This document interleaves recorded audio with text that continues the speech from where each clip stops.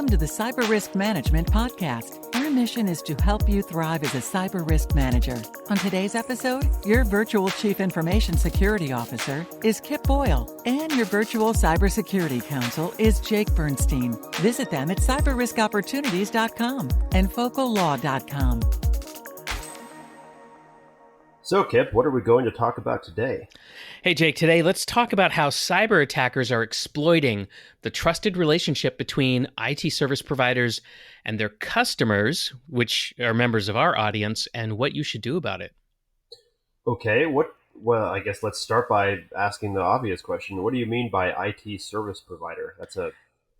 That term could mean anything. Yeah, actually, it covers a lot of ground, and I chose it deliberately because IT service provider is really three major buckets of types of companies.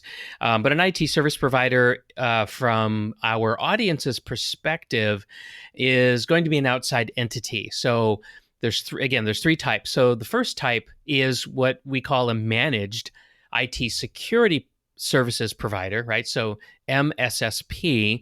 And a good example of that would be Symantec. There are many examples, but Symantec is a good example. They provide what's called intrusion detection system management. So if you want to be able to detect intruders on your data network, but you don't want to invest all the money in the equipment that you'll need and then a team of people to operate that equipment, you can turn to Symantec and they will provide that for you as a service. So MSSP, there are many different MSSPs out there. The second type of an IT service provider would be a cloud services provider. And it's funny, there are so many cloud services providers out there today, and a lot of people don't even realize that they use a cloud service provider because it's just so woven into the fabric of our lives. But Gmail, for example, Office 365, those are cloud service providers. And another example is if you buy, say, virtual servers from Amazon Web Services, AWS. So just a couple examples of cloud service providers. And then the third type is what we might call a managed IT services provider. So this is a very basic type. And an example would be, let's say you're a dentist and you don't want to really monkey around with computers. You just want them to work. And so you might hire an outside provider to do, let's say, medical records retention and backup management for you. And a good example of that is actually a company that was very badly exploited recently called DDS Safe. So those are the three types of IT service providers, and there's thousands of them. So are we including in the MSP category the kind of small 10 to 40 person outfit that there's just hundreds of them in the Seattle area? They're probably 20 years old and they just they're kind of outsourced IT and they all call themselves MSPs. Are we including them in this conversation? Yeah, definitely. And you're right. They're as numerous as mushrooms after rain. They're all over the place. So yes, no matter how big, like Symantec's quite big, right? And then you've got IBM and other very, very large companies. But oh my gosh, yes, there's so many smaller ones around as well. Got it. Okay, so obviously these are useful services. Absolutely useful. People need them, right?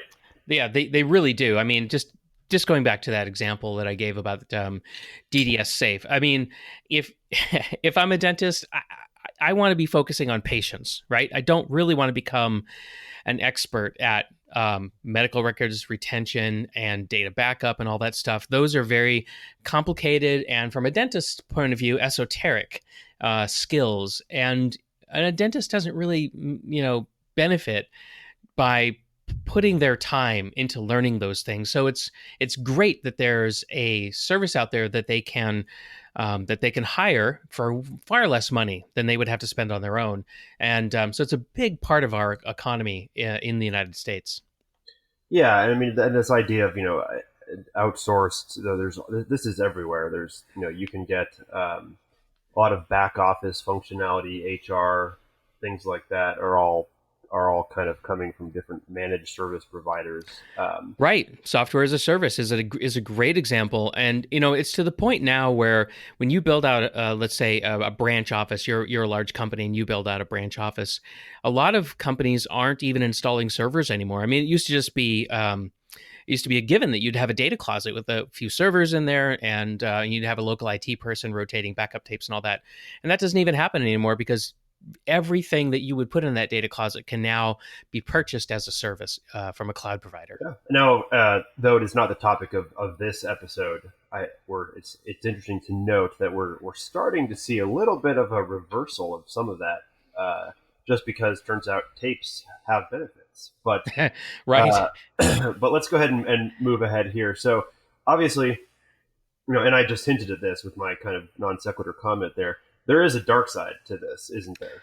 Yeah, absolutely, and that's what we want to focus on in this episode is the downside. And so let's unpack that a little bit about why there's a downside and how that happens. So it's probably not difficult to imagine that in order to be useful, an MSP has to establish a trusted relationship between themselves and their customers. Part of that relationship is contractual, right? So there's going to be a contract, and then part of that is technological. So if we take a look at a company like DDS Safe, a dentist that says, "Great, I'm going to use this MSP to protect my records," the dentist has to allow the MSP, the DDS Safe, full remote access to all their dental and business records. It's just they can't do the work unless they get that. Now, typically, this is done through a piece of software. So DDS Safe will say to the dentist, here's a URL. Go ahead and navigate to it. Download software. Put it on your computer. Put it on all the computers that you want to do, record retention and data backup on. And then that's how we will reach into your computers and back up your data. And we'll set a schedule and so forth. And so what's happening is cyber attackers are compromising that trusted network connection between the MSP and the dentist's computers.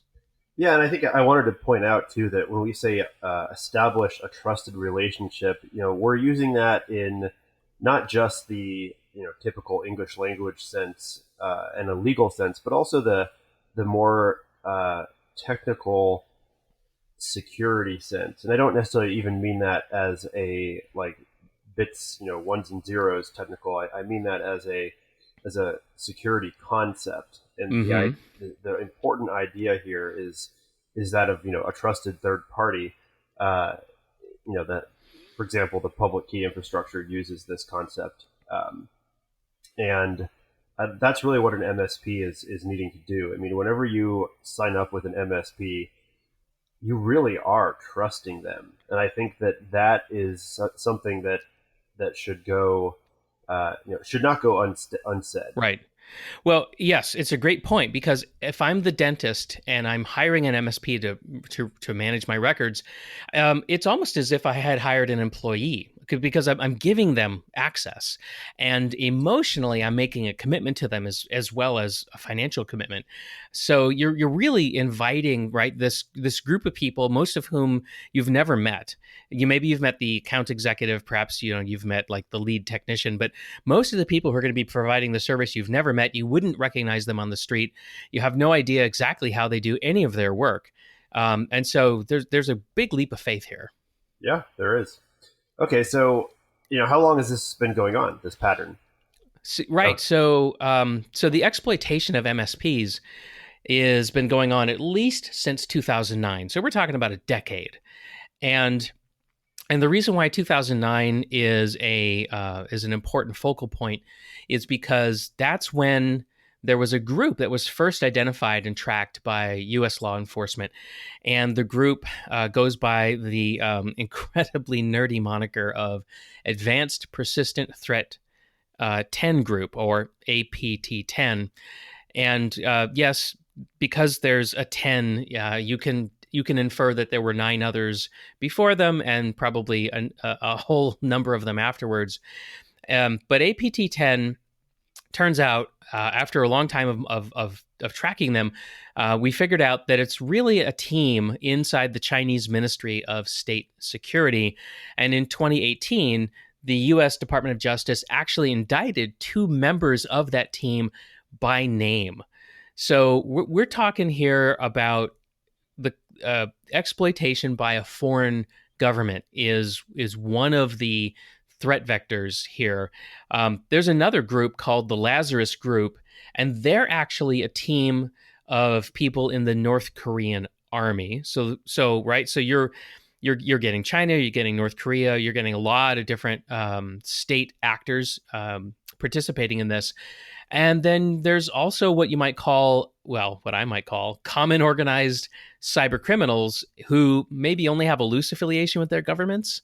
And a great example of this is a guy named Bogachev, who runs an entire team of cyber criminals, and he operates out of a mansion on the Black Sea. He's actually on the FBI's 10 most wanted list, and he's stolen hundreds of millions of dollars using malicious code. Yeah, well, and if he's smart, he'll stay out of extradition countries, which a lot of his buddies have not done a very good job of doing. Okay, so we've got everything from the Chinese military to the North Korean army to Russian guys living around the Black Sea. The millennial mobster. Yeah, yes. How do they compromise an MSP? Well, there's a pretty typical attack pattern, and it typically starts with a phishing attack. And we've talked about this before. Something like 90% of all cyber attacks start with a phishing attack. And why? Well, because it works. And so a phishing attack, and they can just sit there and just keep sending phish emails until one of them works, and it's inevitable that one of them will work. When you talk to the companies out there that are selling like phishing, anti-phishing training services, they'll tell you something like, well, we can take your click rate from about 20% down to 2% or 3% or something like that, and that's a great improvement. But there's still 3% of all the phishing emails sent to that company are still going to be clicked on. So that's why we continue to see it happening. So it only takes one. It only takes one, and I can send 1 million for almost no money. Yep. And while those 1 million are being sent, I can be off doing something else, sailing on my yacht, attacking somebody else. Who knows? Yep, sending another 1 million to someone else. It's easy, especially because I stole a credit card and I'm having a virtual server in AWS do it for me. So no money. Yeah. So it starts with a phishing attack, and then that's how the initial access to the MSP gets established. From there, what happens is more malicious code is silently installed to monitor the computers of the MSP, to do remote monitoring and to steal user credentials and ideally administrative credentials, right? So they get in and then they stalk the MSP. And then after they succeed in stealing administrator credentials, then they will use those credentials to compromise the MSP systems and the networks of their customers. And again, they'll continue to monitor, right? This is not the kind of malicious attack where they're holding your computers for ransom necessarily. Again, it just depends on what they're up to. But they're not going to make their move, either steal data or launch malicious code to encrypt everything. They're not going to do that until they fully perform reconnaissance, right? So this is very much a military style of attack. And after they identify the data that they want on the compromised computers, they package it up for exfiltration. And exfiltration is just a fancy word for saying, I'm going to get it out of their network.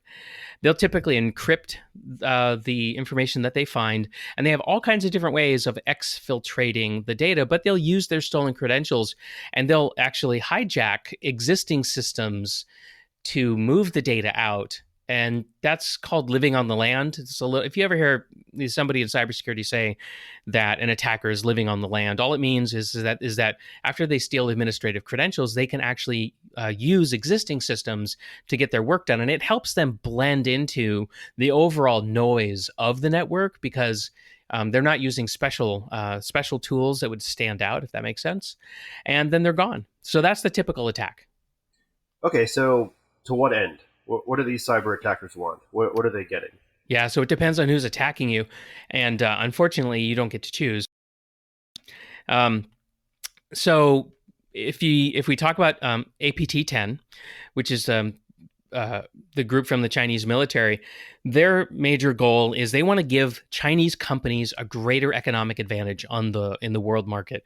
And so they want intellectual property, and they will target specific industries and specific companies in order to do that. There's a great example of US steelmaking companies being targeted and having the formulas and the know-how for steelmaking stolen and then provided to Chinese steelmakers, and then having them flood the world market with cheaply made yet high quality Chinese steel.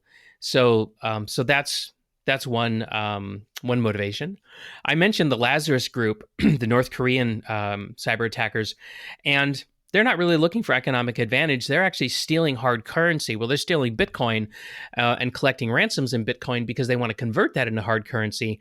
With all the sanctions that are on North Korea, they're really struggling to find a way to fund their nuclear weapons program, and so that's their major motivation. And and cyber mobsters like Bogachev, I guess, what, yachts and pinky rings? I don't know. I mean, can you ever have enough of those? Drugs, houses, everything. Yeah. Everything. Yeah. Mansions. I mean, they have an appetite. I'm reminded of a quote from The Matrix where the Oracle says, what do all men with power want? More power. Yeah.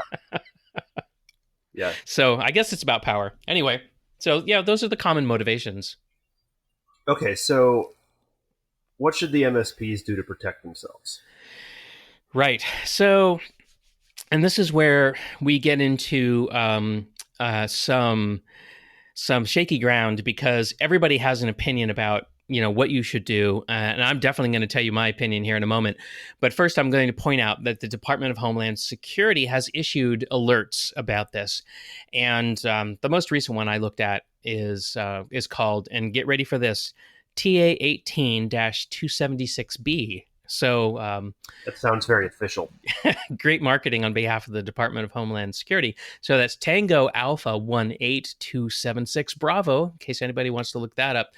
And it contains several pages of very specific recommendations, some of them very, very technical in nature, some of them more procedural. And I don't have a problem necessarily with what's in there. They talk about network architecture, virtual private network connections, event logging, and so forth. But an MSP could spend, or a customer of our audience who's trying to defend against this, could spend millions of dollars implementing that stuff. But my opinion is that since these attacks all commonly start with phishing or by exploiting missing patches for known vulnerabilities, I would think that an MSP would be better served by starting to secure themselves using the Essential 8, which are cyber hygiene practices that have been published by the Australian Signals Directorate. And the ASD is kind of like the Australian version of the American NSA, so highly technical, kind of a spy organization. And they've published this list of Essential 8 things, and the Essential 8 is designed specifically to greatly reduce the risk of malicious code infection. And that's really what we're talking about here. So it just seems like that's a more economical starting point. Why don't you go ahead and give me a few examples of these Essential 8 practices? Yeah, sure. So in priority order, that's the other thing I love about the Essential 8 is that they'll actually give you a priority, like do this first, do the second, do this third. It's very prescriptive, but also very effective. So in terms of malicious code protection, the first thing you're going to want to do is data backups with offline protection. And offline protection is a specific guard against ransomware. Modern ransomware is going to find your backups, and they're going to encrypt them. In fact, that's one of the reasons why tapes are making a comeback in a sense. That's right. Yeah, because I mean it's very difficult, maybe impossible, for a piece of malicious code to hop out of a computer, run across the floor, and infect your tapes. So that's the idea. Yep. So Now, offline protection is going to introduce a certain amount of clunkiness and is going to increase your costs because because you're going to need manual intervention, or you're going to have to go find some kind of a tape jukebox, to kind of automate the use of tape. But tape's slow, very, very slow. Um, but yeah, I mean, sometimes the old ways are the good ways. Yep. So that's one high priority practice. Another practice out of the Essential 8 is called application whitelisting. And I love application whitelisting because in my perspective is that blacklisting, which is kind of what antivirus products are, is they maintain this enormous list of things that should not run on your computer because they're known to be malicious. Well, I mean, that list is getting longer and longer and longer and longer and longer. And the other problem is that malicious code is being turned out now in a way that every individual instance of the same virus has a different signature, has a different fingerprint, and there's just no way for a blacklisting approach to be able to deal with all that. And that's why we're seeing the introduction of so-called artificial intelligence or behavioral analysis as a way of augmenting the blacklist approach. But I love whitelisting because it's so much more straightforward. You just figure out what you do want to run on the computer. You configure your machine to enforce that, and off you go. It's not foolproof. I don't want to pretend that it is, but I think application whitelisting is something people should be looking at. We implement this for our customers, and on the surface, it seems daunting, but the truth is that it's not as bad as you think. The reality is probably somewhere in the middle. It pays huge dividends in terms of preventing the execution of many types of malicious code. Obviously, if you allow Word to run and there's a macro malware, then it may still run, but a lot of other stuff cannot. Right, and there's also a benefit to the technical team too, which is by implementing application whitelisting, you're going to actually stop people from downloading and installing stuff that really just makes your life more difficult as an IT professional.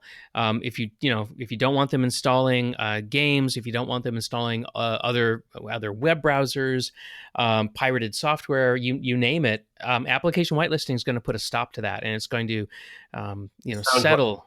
It's going to settle your configurations. Yeah, it sounds like an assault on shadow IT. Yeah, it kind of is.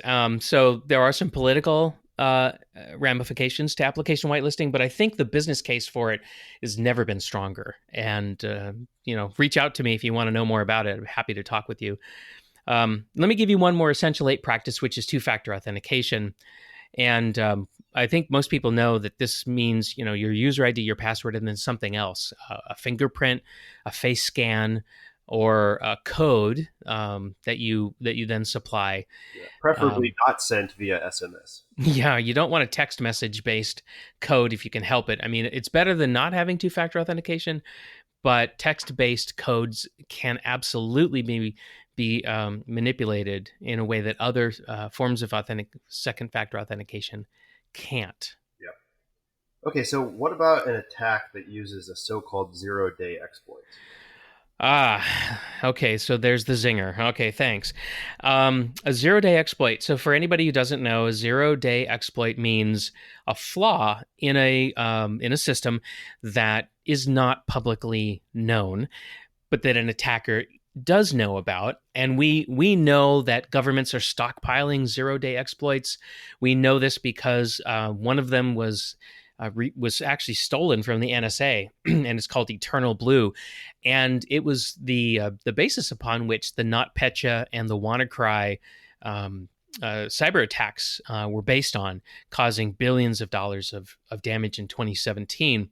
So zero-day exploits are an issue. What I love about the Essential 8, though, is even if somebody comes at you with a zero-day exploit, the Essential 8 is going to severely restrict the ability of the attackers to take control of your systems through things like two-factor authentication for your administrative accounts. So even if I steal your user ID and your password for an admin account, unless I can get my hands on that second factor of authentication, my zero-day exploit is not the magic pixie dust that it would otherwise be if I wasn't using two-factor authentication. Yeah, exactly. All right, so let's bring this back to the original question here, which is, how are these attackers manipulating the MSP trusted relationship with our listeners, and what should our audience do to protect themselves? Right. So here's the whole point, and we had to go through that dialogue in order to make it clear to everybody, kind of what we're talking about, and how we have gotten into a situation where we're using MSPs, and all of a sudden we've maybe woken up to the fact that we are vulnerable. Well, first of all, as we mentioned, to use an MSP or an MSSP or a CSP, cloud services provider, you have to establish a trusted relationship, and that trust comes with great benefits, but it also comes with this potential downside. So you're very much at the mercy of the MSP that you choose to do business with, and most people are using more than one MSP, more than one cloud service provider, more than one managed security solution provider. So you got to look at the whole picture there. And I think the answer comes down to a combination of technical and non-technical approaches. So having you as co-host is fantastic because contracts actually make a difference here. And so please tell us, what do you want to do with your contracts, Jake? So I think there's a lot of things that need to be done here to protect yourself. One of them is to really think about what kind of access you have to give an MSP in order for them to do their job. Obviously, some of these, they have the keys to the kingdom, or, they actually are the castle. But that's not always the case. So step one is practice, good base level security concepts like, least privilege and separation of duties. If you don't need to have every MSP have full admin access to your system, don't do that. And then in terms of your contracts, you'll want to tailor your kind of level of contract to the level of access and risk that the MSP poses. In my practice, I generally recommend a three-tiered approach with, the highest tier being an MSP that does have the keys to your kingdom. Yep. Then the lowest tier being one where they almost don't have access to data. And what this does is one, it can really speed up your contracting process, but two, it also ensures that you are thinking critically about what your MSPs are doing and what the contracts require them. And then You said something. Hold on. You said something really interesting. You said it can speed up the contracting process, and I think most people are thinking that this would actually slow it down. So how does it speed it up?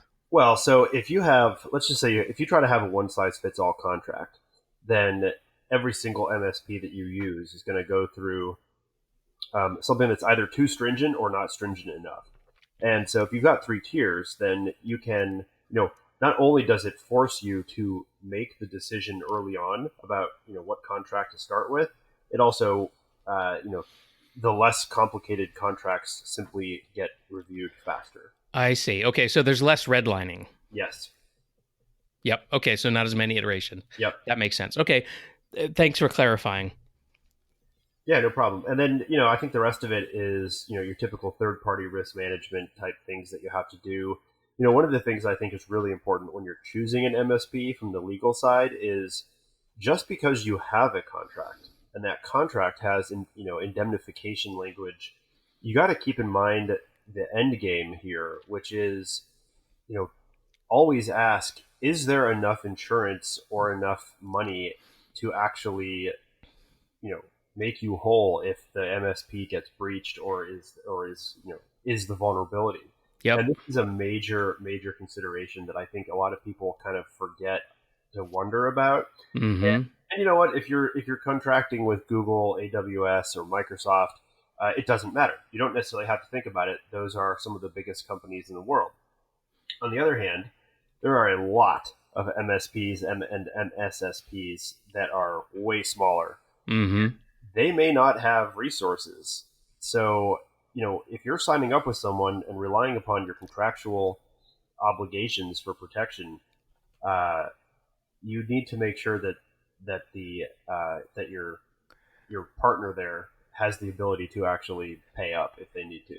Right. And, the price points for a lot of these MSPs and SaaS providers, you're paying a very small amount of money.